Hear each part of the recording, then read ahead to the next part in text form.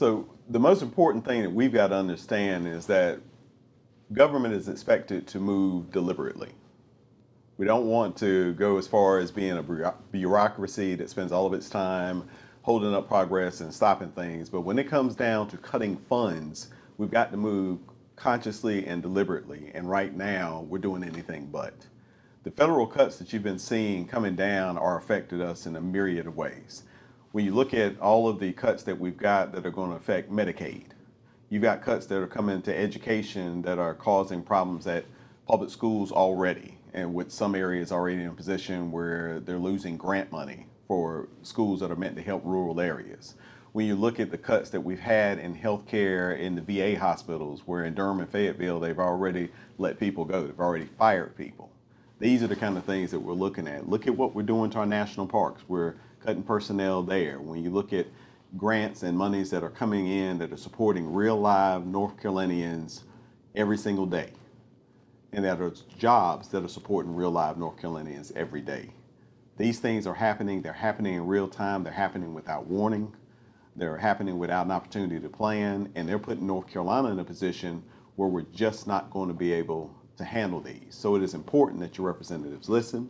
It's important that your Congress people listen. It's important that your U.S. senators are listening, that this isn't about partisanism. This is strictly about we can't do things that harm North Carolinians in this way.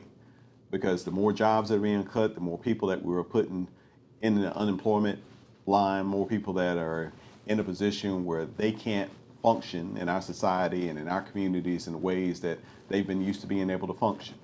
And more people that we've got to figure out as neighbors how we're going to be able to help out.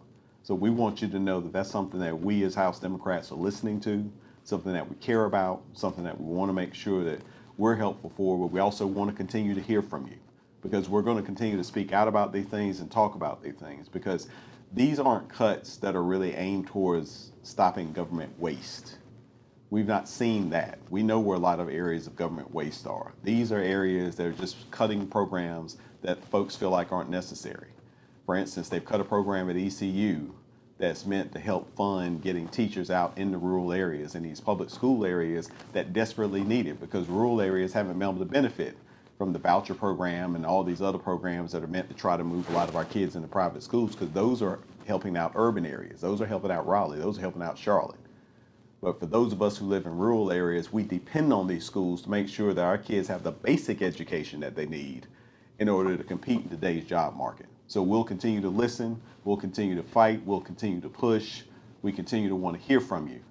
But we also want to make sure that you understand that we know how badly this is going to be affecting North Carolinians economically, and we've got to stop that bleeding as soon as possible.